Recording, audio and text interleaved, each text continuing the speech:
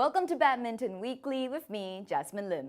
Paris has delivered a thrilling TotalEnergies BWF World Championships, where it has been a stage for redemption and history makers. Lee Zii Jia, who was defeated by Kunlavut Vititsan at the 2024 Olympics, redeemed himself by winning his first career world title against the same opponent he lost to a year ago. Chen Tangjie and Toh Wei made history by becoming the first Malaysians to lift the crown in mixed doubles. Let's look back once more at what has been a wonderful World Championships.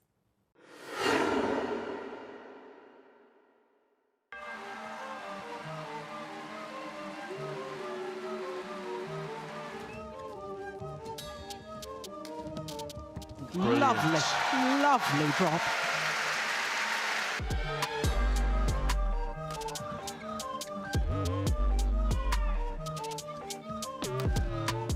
They've done it.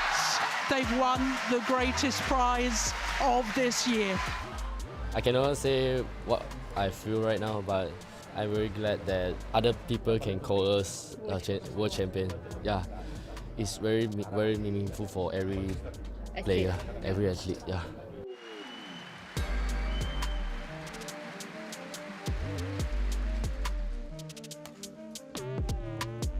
Only needed the one. 21-9, the opening game. 今回は今年はなかなか決勝に行けたりとか、優勝ももちろんない中で、いいプレーができて優勝することができたので、今まで頑張ってきたことが多少報われたっていうふうに思うので、これからの自分にとってひたむきに頑張り続ける原動力になるというか、頑張れば自分にとっていいことが起きるっていう証明を自分自身でできたのかなと思うので。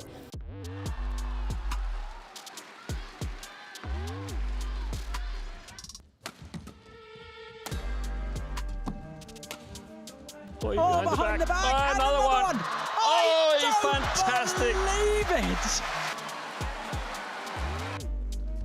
This is our first World Championships champion, so we are really happy, and we will continue to try hard to prepare every tournament. And this is not finished. We also have a tour final in this December. So we will keep fighting in every tournament.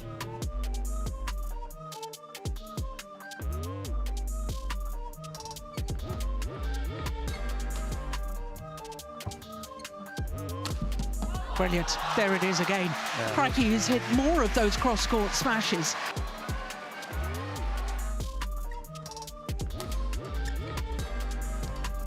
Yeah, 现在可能还是在保持一个冷静的状态吧。可能回去之后可能这个脑子会不自觉的会想到一些这些，就是今天的事情，拿到冠军吧。因为大家都知道是团体赛打得好，可能单项就是也是好不容易拿到一块吧。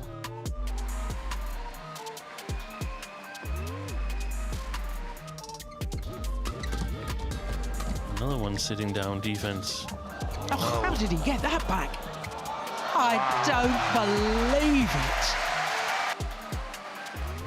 그때도 그랬지만 지금도 좀 믿겨지지 않고 항상 제가 목표로 해왔고 꿈꿔왔던 순간들인데 막상 이렇게 앞에 일어나니까 좀 얼떨떨하기도 하고 또 더 열심히 해야겠다라는 생각도 들고 승재 형한테 감사하다고 얘기하고 싶습니다.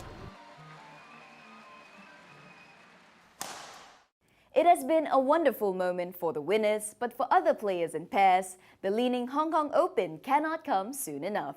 The Super 500 event will have a strong pool of contenders, targeting a fresh start after a disappointing World Championships. The tournament will also mark a new beginning for Victor Axelsen, Chiharu Shida, and Arisa Igarashi. Steen Pedersen explains more.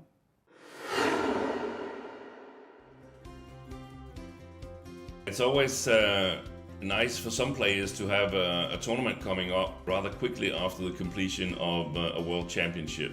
It's been difficult to select which players I think will need the tournament in Hong Kong the most, and I've chosen to look at who I think is capable of making a redemption for their performance at the World Championships. I think there were a couple of pairs that looked a little bit worn out.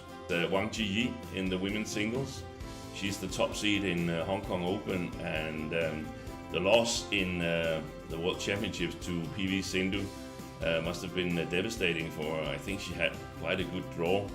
Wang Zii was sort of my dark horse to take advantage of the battle between Chen Yufei and An Se-yong in the other half of the draw. So I think she'll be very motivated going into the Super 500 in Hong Kong. Then I've also taken a closer look at the mixed double, where I feel that Feng Yangjie and Guang Dongping, they will be out to make redemption for the loss in their first match against Mathias Christiansen and Alexander Boyer from Denmark. That was the second consecutive World Championships where the Danes knocked out the Chinese that were top seeds in Paris. So with their previous dominance in the World Tour tournaments where they played together as a pair, I think they are really hungry for success in Hong Kong and wants to show that the exit in the World Championships, that was a mistake. I'm very excited to see Chiharu Shida in a new partnership with Arisa Igarashi. It's of course going to be interesting to see Igarashi again. We haven't seen her since they won the India Open with her former partner Sakuramoto, and her playing style is always fascinating to see, with her speedy movement and her jump smashes and her adventurous play at the front court. It's also going to be really good to see them against the real top pairs in the world. And of course, we're all excited to see Victor Axelsen back on the court. And the question mark is whether he can make a successful comeback as he's done previously, both in 2003 when he got injured in the Sudirman Cup, made a good return, won Indonesia Open in his first return after that, and also in 2024 where he also made a successful return after an injury. The injury this time is considerably more serious. He's been out for 6 months. He's had back surgery, so it's gonna be really difficult, I think, to be at his highest level so far. We'll have to see how the tournament pans out, but he's got a very tough first round draw. That is going to be really interesting to see. And I think the competition might be a little bit too tough this time, so it will be difficult for Axelsen to defend his title, but he's proved me wrong previously, and I'm sure he's out to do it again. Lee Zii Jia is also aiming for a positive outing at the Li Ning Hong Kong Open. The Super 500 event will be his second tournament back after a less-than-ideal return in Paris, where he lost the opening round to Korea's Jeon Hyuk-jin. Despite the defeat, the Malaysian was content with his performance at the TotalEnergies BWF World Championships. Yes, definitely 5. I mean, when I say 5, it's definitely from physically. Endurance as well, so this is something that I have to go back and work with the team. Match feel, definitely, I think for me it's still okay, because I already had the experience through the tournament, so as long as I'm competing in tournaments, don't worry about it. Yeah. As I said, I'm happy to complete the first match without any pain and without any injuries. That's the most important for me, and for the upcoming target, of course, trying to find back my tournament feeling. Yeah. Lee Zii Jia also explained why he posted the cryptic artwork on his Instagram in July. The Malaysian told BWF in an interview that he suffered from a little bit of depression during the 5 months. To keep himself stress-free, the 27-year-old has embraced art as a means of distraction and believes that engaging with art can help convey one's emotions.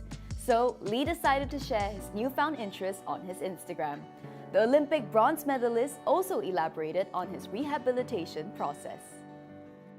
I think in the middle part of rehab, and I was quite desperate to get back in training, and I was quite curious about why did the injuries heal so slow, and the progress is very boring for me.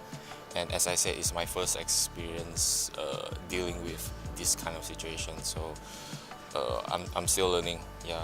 And then, yeah, I'm happy that I go through it, and I mean, it's a thing that I have to deal with along my career, as I am still playing in this industry. So that's the thing that I can't avoid. It's something that I have to face it. Yeah, be patient, and not just for them, for me as well. So I mean, definitely have confidence that I can get back to the level that I used to be. The Hong Kong Open will be the final stage for Fajar Alfian and Alfian Ardianto, marking the end of their 11-year partnership. Alfian is set to resume a successful pairing with Mohammad Shohibul Fikri after the Super 500 event. Ardianto will compete alongside Yeremia Rambitan for the remaining Asian leg. Jeff, though, highlights why the two-time All-England champions are the ones to watch in Hong Kong. The temporary split of Fajar Alfian and Alfian Ardianto, it was a bold and calculated risk by the Indonesian coaching team. And based on what we're seeing so far, it's really paid off in the short term without haunting them, at least not yet.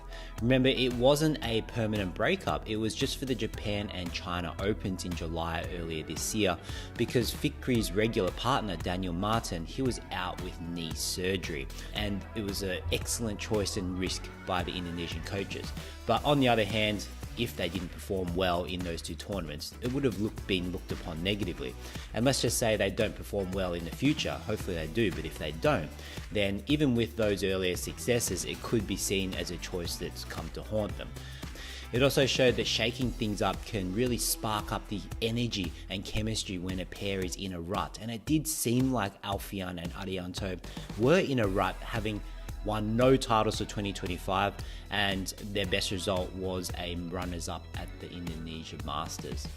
Now, regarding their loss in the round of 16 at the 2025 World Championships in Paris, yes, Alfian and Ardianto reunited for that. They got knocked out in the third round of the round of 16 by the Japanese Hoki and Kobayashi in straight games.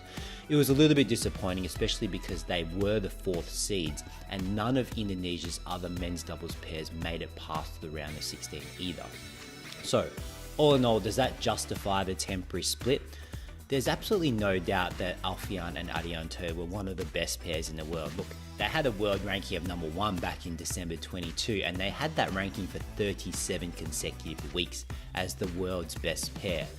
They were so good because of their classic front and back complementary pairing style, with Ardianto at the back hitting really hard and powerful attacking shots, and Alfian just really dominating so quick at the net, where his reflexes are just off the charts.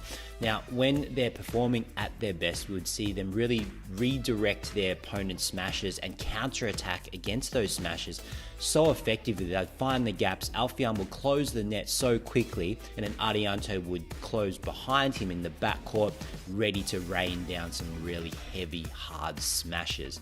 So when they were switched on, they were also really good in reading the game well, and the first 3 shots especially in those service situations. It made them even more dangerous. With the level that they were playing back in 2022 and 2023, it's no surprise that they were the world number 1s. They're also a really consistent pair. They played at such a high level over many tournaments throughout the whole year. They made 8 World Tour finals in 2022 alone, winning 4 of them.